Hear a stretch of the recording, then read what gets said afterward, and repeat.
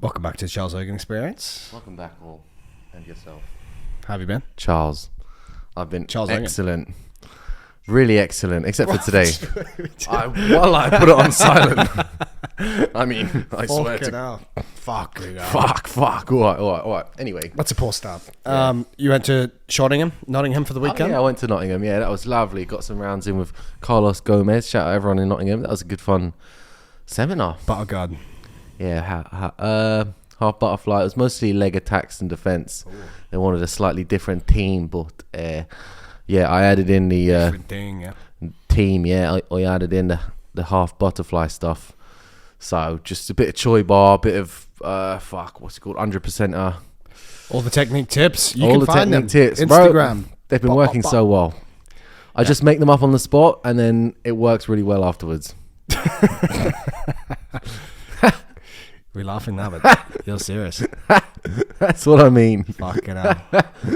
How's your training going? Yeah, training.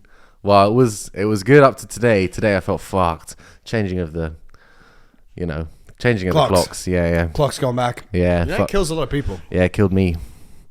Killed me off. I actually fully. wake up fucking tired as well. Yeah. So I don't know, it's who knows? But I didn't even sleep well, so maybe I knew deep down that it wasn't bedtime yet. Yeah. And my body was just like, nah, fam. You go to bed late at the best of times. What time did you go to bed last night? 3. It wasn't even that late. No, it was probably 12 or 1. Early for you. Yeah, very early for me, yeah. Wow. Normally it's 1. Bad night is 2. Good night is 12. Right. Wake up at 10. Why so late? Just finish training at 9:30. Yeah. Get home at 10. Then I eat for 40 minutes to 50 minutes. It's 11. Then I sit around watching shit on TV. There you go. That's it for 1 to 2 hours. And that's all my free time. What time do you wake up? 10. Unless I go to London Grapple, then it's like, eat. And that's when I get ill, bro. Fucking bullshit. Don't get up early. Fuck, exactly. Yeah. Don't get up before 10 because, yeah. Or if I go to a seminar, I got to wake up at like 7. I'm getting ill. Shortly later, I will be ill. AIDS, what have you. Could be anything. All right. Yeah. Let's get into some questions. Let's get into the meat and 2 veg. Yep. What? Most disrespectful sub. Ezekiel Noogie. No, let's go. There's worse than that. There's worse than that. That's a pretty legit double. What's the double Nelson? Oh yeah, the full Nelson. Well, it's got to be the Boston Crab, surely. It's got to be the Boston Crab, I must say. It has to be the Boston Crab. Yeah. How you were hitting Boston Crabs for a while. I was enjoying them, yeah, but now they're a bit too long to set up. Like it's just a bit long. It's just a bit tiring. Yeah. I like the full Nelsons. What else? The double full Nelson. Just explain to the viewers what the double full Nelson is. It's just a normal full Nelson. Right. Once, double of 1 is 1. I get. It's 2. Fucking hell. I really did not sleep that well. You get 2 hands behind them and they just fucking. Yeah, it's like if you did a meat hooking mount. Yeah. Then they bring their other arm up. Then you can get their other arm behind their head, and you hold both their arms with one arm, and it's just a wonderful time. But I wouldn't say that's the most disrespectful because it's actually really effective. I would say, Boston Crab, something that's like purposefully shit. Yeah, because you're really gonna. I think back to your points a few podcasts ago about trolling people. You really have to go like out of your way, energy intensive to hunt the sub down. Because I remember you're trying to set one up on me. You have hit me with a Boston Crab before. When we're training on New Year's Day, you kept trying to get it over and over and over again. I don't remember. You refused to go for anything else, just the Boston Crab. You didn't get it that day though. Yeah, maybe that's it. It's hard to know. Hard when it's obvious it's coming. Yeah, and it's just hard if someone's got a good quad press. It's hard to unpress their quad. Yeah, someone's got. Yeah. Anyway, so the Boston Crab, probably the most disrespectful. Maybe like. Yeah, it's got to be that. Or maybe somewhere you got like your balls in their head or something like that. But so they sub. Some pleasant time. Yeah. People might tap. Smother tap? No. Yeah, smother. Yeah, if you could smother from north-south, that would be pretty good. I haven't figured it out yet. Maybe I don't have the right heritage. Kezikatami. If you could sub someone for Kezikatami. Yeah, that's been done in high-level competitions. It needs to be like unthinkable. The Boston Crab. The Boston Crab is pretty unthinkable. It's actually pretty good from 50-50 as well. A single leg Boston. Got a whole series coming out on that. This shit fanatics. Single leg Boston. Yeah, single leg Boston. It's actually great from... we got a technique tip coming out featuring that. Single leg Boston. We're going to hit that up? Yeah, from 50-50. Okay. Yeah. We did that. Did we? We already did it on Charles. Charles. Negromont. Yeah. Yeah. They don't like that. They don't like that. They don't like that word. Yeah. Right. Next question. Next question. Right. All right. Moving on. ADCC after party. Don't bring sand to a beach. Yeah. Keep those stories That was great fun. I imagine, it was really good fun. It was so wholesome. There was lots of drinking and friendliness happening. You know, just the usual after party. Shenanigans. Yeah, wouldn't go into details really, but no. I imagine I'm being asked this as a result of someone else's Got it. live conversation. Yeah. But yeah, it was great fun. You know, any stories that are worth telling? Oh yeah, well yeah, there's some that are worth telling, but there's some that are actually I'm able to tell. But one guy came in the after party pretending to be me and got in. No way. And he did look a lot like me, to be fair. I don't know who the fuck this guy was, but apparently he was pretending to be me the whole night. I remember they messaged me afterwards and they were like showing me all his messages. But yeah, that's all I can reveal. Is that someone got in basically pretending to be me. Yeah. There you go. And then I got in actually being me. But yeah, you were supposed to keep some wristband on or something, and I didn't have it, so I had to literally just be like, I can't. Hey, buddy, this is me. Look on my phone. Look at me. This is me. I'm getting notifications. So yeah, it was great. Saw all the gang. Hodger. Yeah. You know, Craig. They love an evening out. Those fellas. They love a soiree. There's nothing Craig and Roger love more than an evening out. A light soiree with some Aperol, spritz. Yep. And what have you. Well, there we go. Beers. Where was it? The nightclub. Tau, Vegas. Is that what it's called? Yeah, I think so. Yeah, Tau. Yeah, it was probably that. Yeah, sounds familiar. It was in the Venetian, yeah. That was the one. I was already drunk at that point. Okay. Yeah. Don't know, geez. We just went up like 50 stairs, so I knew that I wouldn't see anyone with a fucked up leg there. No. There was so many staircases. There was no lift. It was just maybe there was a lift we didn't know, but yeah, we were sent up the stairs, and bro, I had a fucked up leg. Yeah. There were a lot of stairs, and I'm sure no one else made it. You know, who got leg locked? Wagner. He wouldn't make it up. If he made it, I would have been so shocked because it was literally only stairs, and there were so many stairs. And he was like, maybe someone would have wheeled him up the stairs, but there was no ramp. That was it. You just take the stairs, bro. You ain't getting up those stairs. There was a down lift though, so I feel like someone lied to us. Anyway, it was a great time. Great time. Fucking love Vegas. ADCC finals. Nothing better. Right, stickiness in guard. This is a good one. So let's start again. Stickiness in guard. Stickiness in guard. So for me, it's all about improving your grip as you go. Like, let's say you just see something that's in range and you can grab it with your hand or your foot. Then you just initially get a catch that will stop them from initially just running away really hard. And then if you have like perfect improvement of the grip, then they won't be able to run away. Just most of the time, I mean, they won't be able to run away without you sticking to them. But most of the time, you get like, let's say like a grip that's like 70% good, and then maybe next grip you get is like 80% good, and then they try really hard and pull out, and then you just lose your grip. Yeah. But then next time you know to go straight to like the more solid grips. Yeah. Got it. But that's what I do. Like I'll get a little grip with my hand, and then sometimes, let's say I grab with my hand, I'll like take it off and just see what they do. You know, because sometimes I put my hand there, they start to react. My hand is better off somewhere else. But I'll just slap my hand there and take it off and see what they do. If the leg's still there, then I'll keep hold of the leg. I'll grab it again, or you know, if they testing them. Yeah, just got to test it. Little test, little fake on the leg, see what they do. Rather than going 100% straight away. Yeah, rather than just grabbing it really hard, then you're like, okay, he's like committing a bit too much to this grip for something that's not really a solid position. So yeah, just like get your grip, improve the grip a little bit, and then, but don't stick to the grip if it's not necessary. Like, not always good to have sticky grips. If someone's driving into you really hard, like probably you're going to be framing more than sticky grips. Yeah. And if they're running away, then you need sticky grips. I think it's like you let people come in as deep as possible without getting your guard past, and then you try and, let's say you get a bit of advantage, you get all your frames in, and they're like, okay, I'm going to go another route. Then you got to catch them on their way out, and that's basically how I play the guard. Ah. Yeah. So yeah, try and let them go in really far. and then as they come out, then try and get them like a spider, bro. Like a spider in a web, except I'm the spider and the web. And the web. You're the spider. And be the spider and the web. And the web, just shooting web everywhere. Shout out Charlotte's Web. Fucking love pig farms. That's the one, isn't it? Yeah, pig farms. Yeah, pig farms. Yeah. Shout out bacon. Yeah. All that. Fucking love bacon. Not this month though. Nitrate free, bro. Nitrate free. Yeah, next month. Once Ramadan is done. We actually got a question. We can just hold on. I think we have to write this out. Training over Ramadan. Probably not the person to ask. Neither of us are Muslim, but seems hard to me. Seems hard. I would say probably just try and train before, either early in the morning after you've just had food, or later in the evening before you're just about to have food, so you can hydrate after.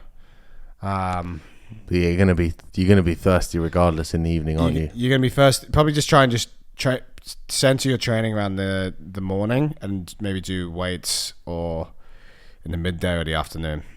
I don't know, it's tricky. Darren Cartel put a good post out saying, what about like if you're Ramadan? Doing Ramadan, like what's the purpose of Ramadan? It's not looking that easy, to be honest. It's not looking good, bruv. It's not gonna be easy. It's not looking good at all, bruv. Big Dave's been training. Yeah, but yeah, of course. Yeah, he's gonna train. I imagine he's quite efficient how he trains. Yeah, he just takes the half guard and then lets people fuck themselves. Yeah. But yeah, let's see. Apparently, normally he doesn't train during Ramadan. Bug David. Let's see how he gets 20 days in. Yeah, exactly. I guess like be efficient with your training. Try and train in the morning if you can. Yeah, don't waste time warming up or doing drills. Yeah, don't waste your energy doing any of that shit. Straight into sparring. And then hard. In the evening, just in the evening, make sure you get that hydration back up. To be fair, I think for the most part, speaking to Faradinho's been doing it for years now, and he usually trains during Ramadan. I literally just forgot. So you just take electrolytes in the morning and just make sure he's well fueled, and that's it. Yeah, exactly. But doesn't he drops his training frequency as well? Yeah. Well, that's it then. That's all you got to do. You're gonna have to drop your frequency for sure. Yeah. I mean, yeah. Anyway, you will probably get injured basically if you're training hard. If you just train as hard as ever but with less water. Get that mic in, bro. Get that mic. Something's gonna happen. Yeah. It's not looking good basically. Yeah, just ease down the intensity, ease down the frequency. Yeah. I would recommend. Yeah. What about not losing gains? You just got to eat every 3 hours at night. Yeah, to be fair, you probably could do it. Like, just try and hit your protein targets. You may lose a little bit of muscle. I wouldn't say it could be a significant amount of muscle, but you may lose a little bit of gains. That's a shame. But again, what's the purpose of you doing Ramadan? That's the question you got to ask yourself. That's what Darren said.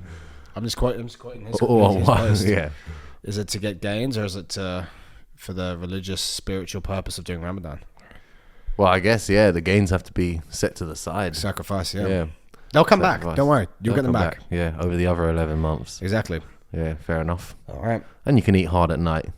Who knows? You can gain weight during Ramadan. You could gain no weight. Doubt. It's just a massive intermittent fasting. If you just slept all day as well and just worked in the nighttime, yeah, surely that would be fine. So what if you live in Antarctica? Non-stop sun. What if you live in Oslo and it's just dark all the time? And you're just eating constantly. Iftar all the time. Fucking love it. So good. That would be great. In Saudi, that they shut. Basically, the country will just work in. They'll shut down. Not shut down, but it just works more efficiently for Ramadan. It's a slower pace. Yeah. But yeah, if you go somewhere that's like constant nighttime, maybe you can maintain the gains. That's actually good. That's actually a good chat. Like if we have people listening in Iceland or Sweden or anything. Just keep at it, bro. I think we do. Maybe we do have one. I don't know. Keep at it. Yeah, keep at it. Just keep at it. Anyway, moving on. All right. Moving on. All right. So, Buggy choke, legit. For me, yes. Yes. What do you think? I've got the buggy choke on you before. I remember that. You remember that? Someone almost no-arm buggy choked me the other day. What? Yeah. This guy, John Jackson, almost no-arm buggy choked me. He's a very lanky guy. Yeah. But yeah. He got both his legs up. As in, I had no arms in, and he managed to... I was starting to get choked, like, mildly. Oh, wow. So, I mean, I wasn't trying to defend because I was like, That's only my head in here, so it's not going to work. But it was working. I was passing. Holy shit. Yeah, Passover, bro. I was falling asleep. How'd you get out? Just pushed his face and pulled my head out. I guess that's why, because your head's not really as trapped. You can just rip your head out. But I was going to sleep, bro. If I stayed there and I listened to the advice of, certain blue belts who teach privates and teach seminars and put up videos about the buggy choke saying that it doesn't work with no arm. Buddy, it works with no arm. Yeah, I won't say names, but you know who you are. Fucking cunt. On that B Team podcast with Lex Friedman, they were talking about the buggy choke being legit. Well, it is clearly. Yeah, clearly. Clearly it chokes people, but also it's fucking annoying. But also what it does is it like, say someone's setting up for a buggy choke, like that situation, you have to change your whole game plan now because of the threat of the buggy choke, of the threat of being caught with something embarrassing. Yeah, because it's embarrassing. That's worse. It is a disrespectful sub, the buggy choke. Yeah. But it means you have to change your course of action. But it's really effective. But on the other hand, if you go for the buggy choke, you don't have your face frame in. So, like, they'll just pull out just enough to not get buggy choked. And then come back as soon as you go to frame, they come back in. Yeah, so if you watch, like, Craig v. Ty Rutolo, like, they're pretty good at the buggy choke and they keep trying it. But ultimately, if you're just ready for it, you come out, come back in. It's kind of okay. Did Craig win that match with Ty Rutolo? He won that match pretty convincingly. I think Ty had maybe some good looks at the legs even. I can't remember, but there was some good wrestling. Craig had a good tactic for that as well. He just kept it on the bottom, which Ty isn't very often, like, pinned to the bottom. But Craig looked fucked afterwards. Maybe it's because he loves soirees. Maybe he just loves had a big evening the night before. Yeah, I like that. He's pretty professional when he's got big matches now. Yeah. Well, maybe, I don't know. No one knows. No one knows. People do know, but not us. Craig. He's going to do a seminar in Iceland, him and Giles. Oh, in Iceland? Yeah. That's not that far. You want to go? That's doable. Somewhat. Yeah, I would like to go. Is he not just going to come and do one in London, though? Maybe he will. Yeah, to be fair. Send him a message. I'm busy. I'll just watch the instructionals. Fair play. Yeah, CBA. Do you have to do trials again? Don't know. I've asked, and apparently it's getting found out. Oh, no response yet. I think if I follow up, the more I follow up, the less likely that I won't have to do trials. So the more I follow up, the more likely it should be like, nah, you got to do trials, bro. Right.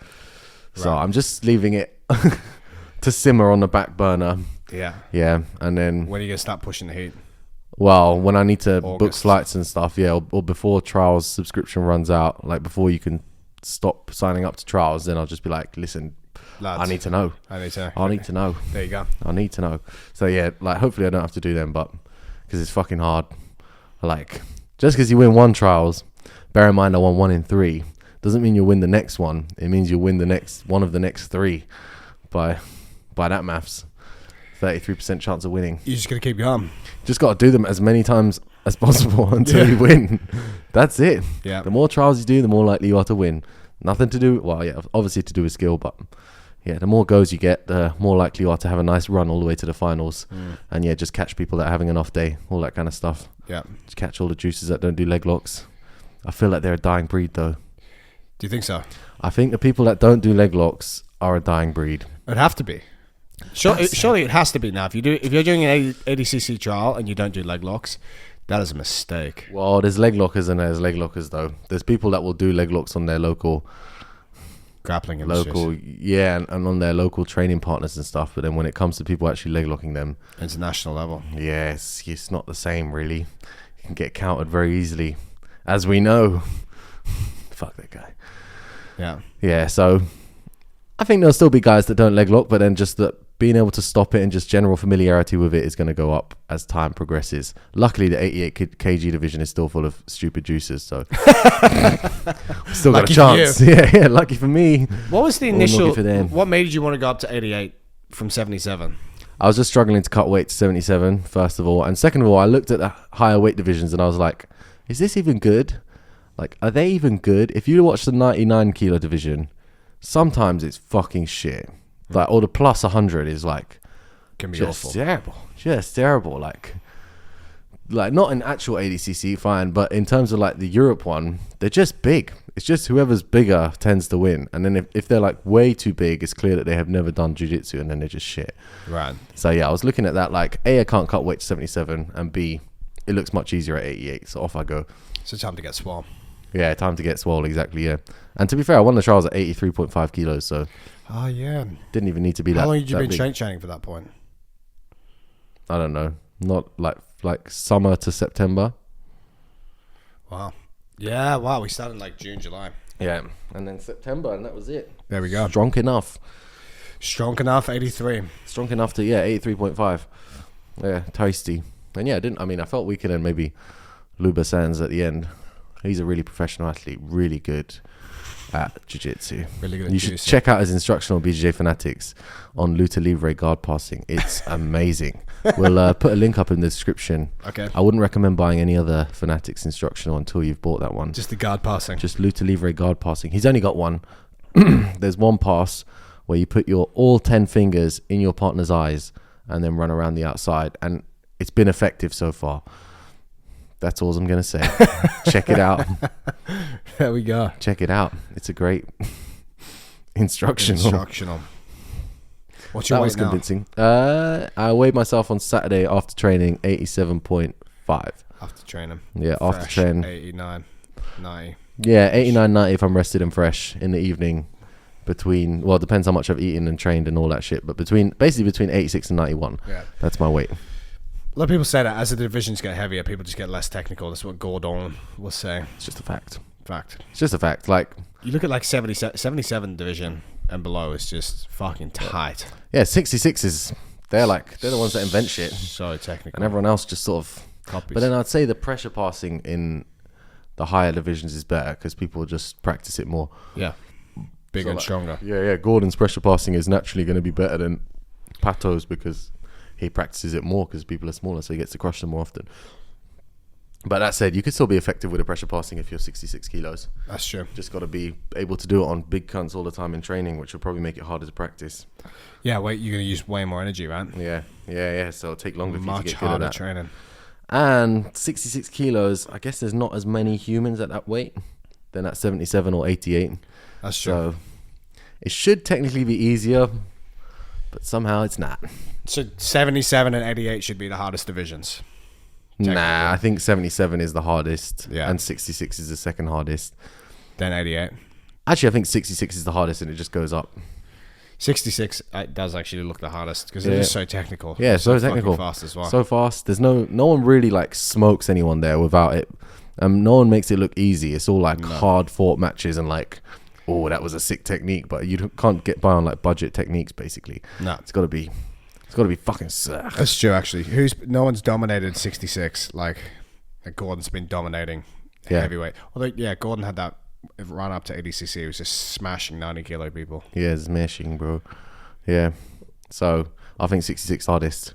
There you go. Yeah, 77 second hardest, and so on. What do you think of straight ankle locks? Here we go. Next question. I like them. I think they have a place in everyone's. So I've been using them basically to force people to go belly down so I can heel hook them easier. Oh, there you go. Yeah, because I think. What do you think of Szynski's ankle locks? Yeah, exactly. And Szynski's got an ankle lock that will break a man's leg. And also, if you combine it with Aoki lock, then you can get some serious combos going. Yeah, and tappage. Yeah, I mean, he beat William Tackett via leg lock, and I don't know when the last time that's happened has been, but William Tackett went against Polaris and fucked him via leg locks. Yeah. And just like calmly escaping and all this kind of shit. And Szynski like kind of mowed through him. So I think straight footlocks and Aoki locks are the way to go on outside. You think they're the way forward? Yeah, if the leg's passed on the outside, you need your straight footlock and your Aoki lock and your outside heel hook. Give us some details for a straight ankle lock. Well, I would say to just watch his instruction online, but basically, watch his instruction online and watch how Mikey does his straight footlock as well. Both of these are good starting points. And then I think it's actually pretty simple, like the whole system that he does, the straight footlock and stuff, because there's less concern over the knee line because you have the straight footlock grip, so they can't just run away that easily. So yeah, they have to like backstep and actually pass your guard to escape. So that's why it's so effective, I think. I've been using him straight footlocks, even from 50-50. Been getting that weird like side lat straight footlock thing. don't even know how to just get their foot really far behind your back and twist around holding your hip, like a Felipe Andrew one. He does that in the gi. And just, and then you can force people to go belly down, and then you can get the heel hook easier. A la Jason Rouse. Is that a technique tip that we did recently? Yeah. Yes. Yeah. We'll release that this week, actually. To the belly down Boston. Yeah, there we go. So check our Instagram post from yesterday. Oh, you'll see that. Actually, it won't be yesterday, but you'll find it. We forgot. Huh? Like and subscribe, fellas. Oh, we forgot. It's too late, fam. Guys, remember 25 minutes in. Don't even bother. Guys, remember if you made it this far on the podcast, remember to like, subscribe, YouTube, Spotify. Since we've been saying, I can't believe we've got. Since we've been staying at the start, you guys have done a good job rating the podcast. We're at 185. Let's get to 1,000. 5 stars. Let's do it. Okay, that's nice. And get on watch time. 185 5 stars. Have we got any lower than 5 stars? Yeah, sometimes. Someone's definitely been giving us 1s and 2s. Sometimes it goes down to 4.9. 1s and 2s. I don't know. Sometimes it goes down to 4.9. But then can we see who's been giving the 1s? No, you can't see ratings. I would like to see them though. I'd like to see the trolls. I like the comments because you can see who it is. Yeah, but YouTube comments. Yeah, that's not a good troll though. That's just. I guess it is a good troll because there's nothing we can do about it. So it's a pretty good troll. No, but it comes back up fast. For the loyal fans. Yeah. So guys, thank you. Remember, subscribe, like it, all that shit. We've been making loads of money out of this now. It's really good. 10 grand a day. Yeah. Bro, Mr. Beast. Have you heard of Mr. Beast before? Yeah. Bro, he's a guy that wastes loads of money on. Well, I say waste. He cured loads of people of their blindness or something. Yeah, he done that video. What an arsehole. Spends $4 million a video. 4 milli? 4 mil. So like 4 mil a month. And how much does he make? More. Much more than 4. More. Damn. More. YouTube. Fucking love YouTube. There Fair you go, play. shout Liver King. Fucking love him. Right. Here we go. Getting over a plateau. So the question was, it's more jiu-jitsu oriented. So you got the ball. Was it? Well, I guess we can go to strength component as well. But like the guy was saying, he trains every day and he feels that. I think it's just the natural part of progression in jiu-jitsu, in my opinion. But he trains every day, and in this training room, he feels like he's not particularly getting worse, but he's having a plateau where the other people around him are getting better. All right. If he's training every day, he's probably run down as fuck. That's what I think. I think if whoever this is took a rest day or 3 rest days and then came back to training. A rest week, they'd feel so good. They'd be like, damn, I improved so much because now they have strength to actually do all the techniques. Whereas even subconsciously, you just get fucking lazy if you're too tired and you can't do half the shit you want to do. You can't press when you want to press. Just tired. Take the rest. Yeah, if you're really on a plateau and you believe that, then take a week rest and come back and see if you're any better, because probably you're going to feel much better. That's what I've found anyway. And then also, if people are training the same amount as you, then you're not going to feel better than them. No. Basically, yeah. If they're feeling better than you every single day, then maybe you're on a plateau, like a short plateau, but you can just expect that to happen basically in anything you do. Yeah. Yeah. Proper life coach. Plateaus happen, buddy. Same for strength training. If it's same happening for you in the strength room, take deload.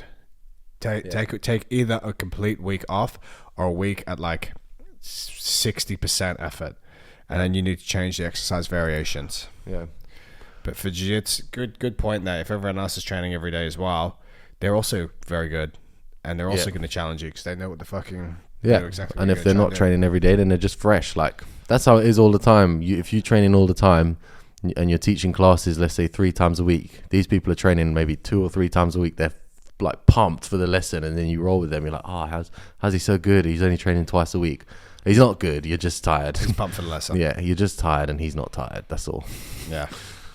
I can think of a few people that applies to, but me. Nah. Oh. Nah. No name and shame. Nah. We won't name and shame. Anyway. I was so close to saying it. Certain Middle Eastern city, sorry. All right. Go on. Why did Owen get punched?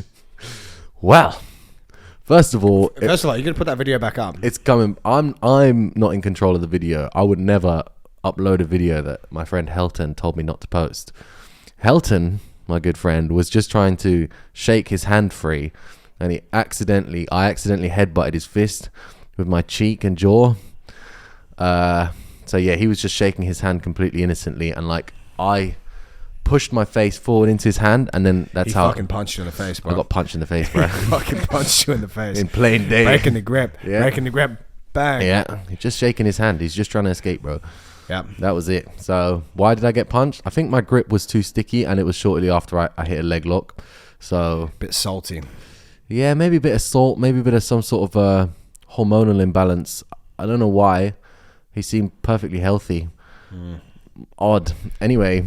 Bit of chemistry in the air. Yeah, there was chemistry in the air. Bit chemist. Damn. Chemist finest, if you know what I mean. I love that guy. Anyway, so that video will be up. He asked me to remove the video, and I messaged the guy, and I obliged because, you know, I don't want him to be seen in a negative light when all he did was try and escape his hand. Yeah. Yeah. So if he's listening, I'm sorry that we uploaded the video and all the negative comments came up despite you just casually shaking your hand free.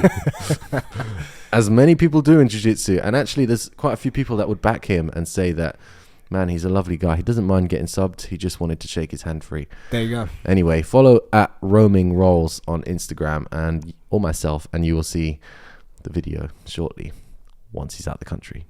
There you go. There it is. There it is. Right. What does that say? Lower back exercises to help people with bad back. Bad backs. Get into the deep core muscles. You want to hit your... I would say each day do some dead bug variations, some bird dog variations, some side plank variations. They're going to be king because you want to hit the deeper core muscles of the obliques, transverse abdominis. Just do them. Even if like... It takes like a couple days for them to really get going, but let's say like the dead bugs 3 times 10 each side, bird dogs 3 times 5 each side planks 3 times 30 seconds each side. Do all that boring shit, and then I would say you need to get strong. Get some ass work in. Learn how to lift with excellent technique, but also there may be some exercises that don't agree with you, especially like it depends what point of lower back pain that you have. If you have a really fucking sore back, start with the deep core muscle, like the deep core muscle exercises, and like if you're like crippled with back pain, just start with those three basic deep core exercises, and then once it starts getting better, you need to get into the fucking weights. Yeah. So like learn how to squat properly, learn how to deadlift. If you have some disc issues, like myself, you're going to be better off with a belt squat, but you need to do some kind of like squat pattern. So a belt squat is great because it doesn't have any axial loading on the spine. You need very strong hamstrings and a strong ass. So like a back extension or a glute hamstring machine is going to be fantastic. A reverse hyper if you have access to it. Lying hamstring raises. But again, yeah. I saw one that was saying that, what was it? Too much ab work can hurt your back as well. If your abs are too tight, then too much flexion of the abs. But your abs want to like work in multi directions too. So like that exercise that we do with the rotation, you have some rotational exercises in there, some ball throws, Copenhagen side planks, some kind of exercise where you're forcing rotation. I'll be putting up a video about that this week. That's nice. Like lateral flexion side exercise, side to side exercises are super key. But you can also hit that on side planks. So say if you're in a side plank position on your hand, you could do a hip drop to the floor, come back up. The best thing I'd say for the lower back exercises inside a gym is for most people who don't have disc issues and just have a sore lower back, you learning the correct technique of squatting, deadlifting, some single leg movements, they're going to be key. Also, if you find out what's fucking your lower back, that's the most important one, I would say. Find out what's hurting your lower back and then avoid that. For example, one of my online clients came to me, and this is the tricky thing with online. He's like, man, the squats are just fucking up my back. I'm like, stop back squatting. He came in, put him on a Zercher squat and a front squat with a heels elevation, taught him how to fix his deadlift technique up, put him on a trap bar instead of a conventional deadlift, which is nothing wrong with a conventional deadlift, but the trap bar is easier. No more back pain anymore. He's lifting perfect. He just needed to change the variations of the exercise. A back squat will have more axial loading, more compression on the back than a front loaded squat will. Fair. Same for a trap bar. A conventional deadlift or a sumo deadlift where the bar is in front may have more impact on the axial loading of the spine than a trap bar, potentially. Yeah. So maybe be suited to that. But again, to the key point, find out what's fucking your back up. Yeah. If you find that out, stop. Take a break. Could be so many things though. It could be so many things. things. Like a tight hip flexor as well. Just stupid shit like that. Tight hip flexor, tight hamstrings. But again, if you're doing a proper program with a single leg like Bulgarians, elevated Bulgarians, that hip flexor is going to get better. Learning how to squat to full range of motion, that hip flexor is going to get better. Hear that? Improving your overall mobility as well. That's key. So how can we forget about that? Get surgery on your back. Just get really invasive surgery. Go to the NHS and wait 4 years. Just get surgery. And then get a brutal surgery. Very invasive. Yeah. No, I would say, what was I going to say before you said surgery? It's gone. It's gone. It's gone. I've got nothing left. I've got nothing left. Yeah, improve your mobility. So that you might have really tight hamstrings, tight abs, even tight pecs, tight shoulders. Get better mobility. So a structured strength program is going to help. You being stronger overall will help with your lower back. But again, you need to find out what's fucking it. Sometimes playing guard helps my lower back. Yeah, but you know why? Because your lower abs, your abs are engaged the whole time. If nothing else works, just play some guard. Yeah, or RuneScape. Play RuneScape. That's good for your whole back. Mobility. Knees to chest. Chest to knees. That's why I'm so flexible. Just RuneScape. Get to level 126 on RuneScape, bro. Then come back and tell me if your back hurts. In the same way. In the same way. Well, different. Well, there we go. Question. Man, I fucking love injured lower back. The Reed feels stiff. ACL, MCL. Reeds feel stiff. Knees feel stiff. I mean, again, the mobility option. Mobility.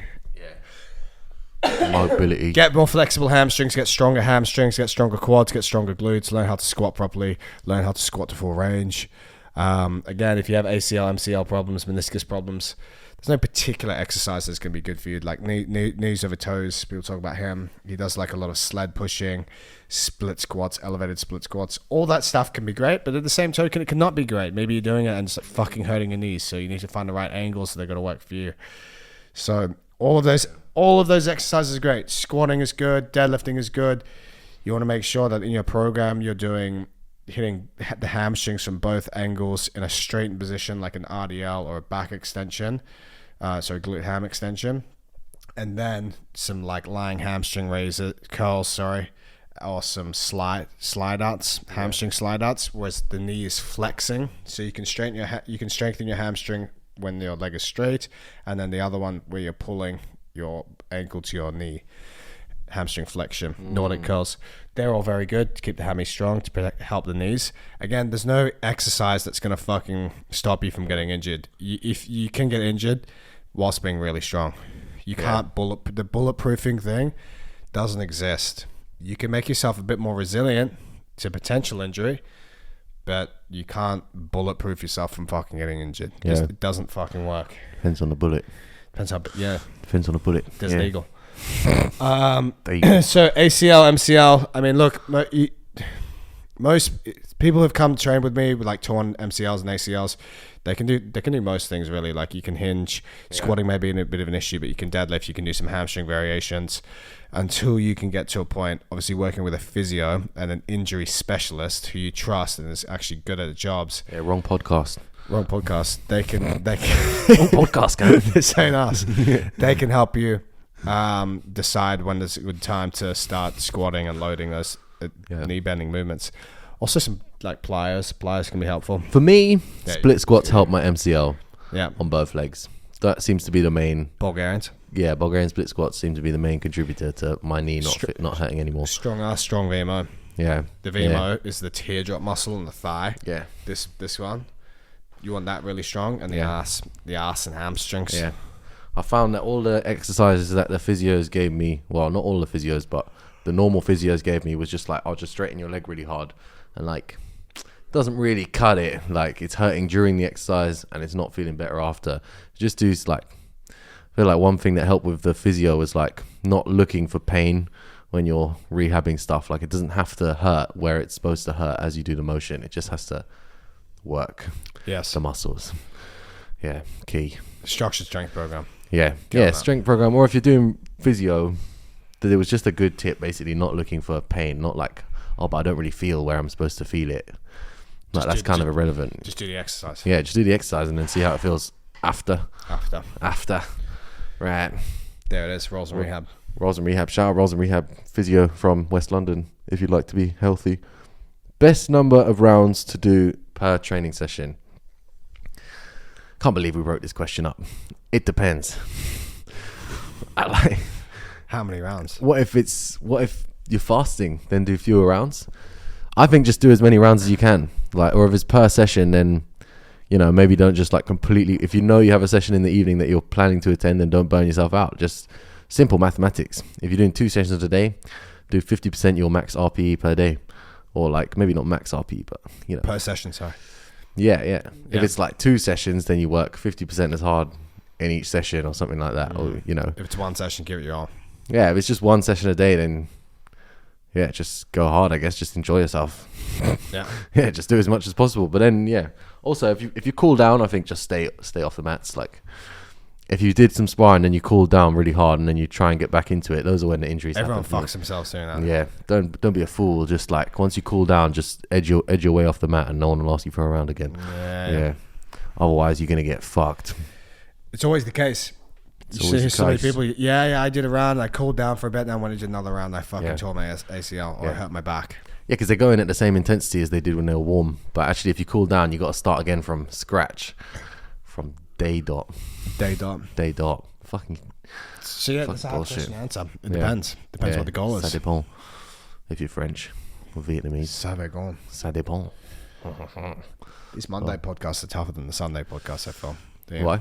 I think this is maybe the best podcast we've ever done.